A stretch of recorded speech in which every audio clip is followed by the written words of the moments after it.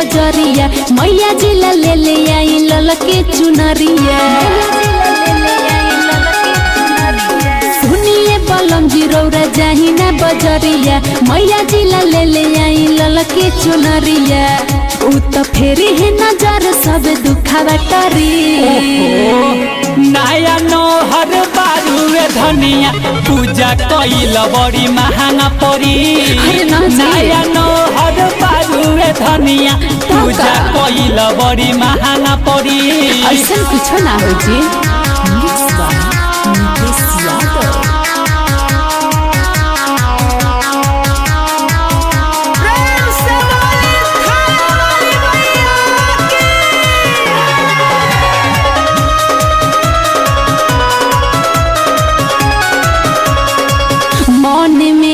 श्रद्धाई राजा तोरी ना विश्वास जी मालिन से फुलावा मंगा दिया हमरा ला सारी झकास जी। अरे जिद ना करे के बात मान बात काहे मानत नहीं कोई ना बर्दाश्त हो।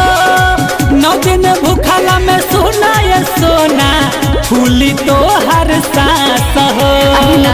पीछे आंगना में जइया काला साधरी। नया नौहर बारुए धनिया पूजा कइल बड़ी महंगा पड़ी। नया नौहर बारुए धनिया पूजा कइल बड़ी महंगा पड़ी। अरे अब से मान जा।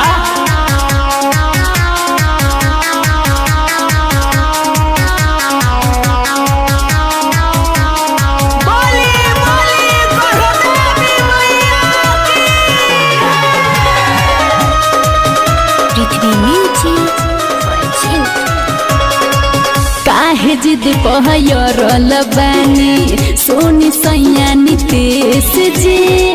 पूजा पाठ में देखल न जाला दुखावा कलेश जी। बुझानी अरे हाँ हो हाँ मुँह जन सुखावे सोना मन कर परसन हो।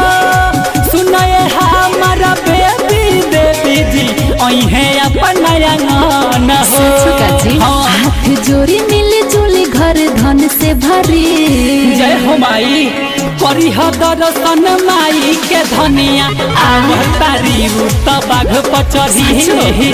करी दर्शन माई के धनिया तारी तो बाघ पचढ़ी। अरे मन से कल जाई पुजाई जी। रिकॉर्डिंग स्टूडियो पृथ्वी म्यूजिक।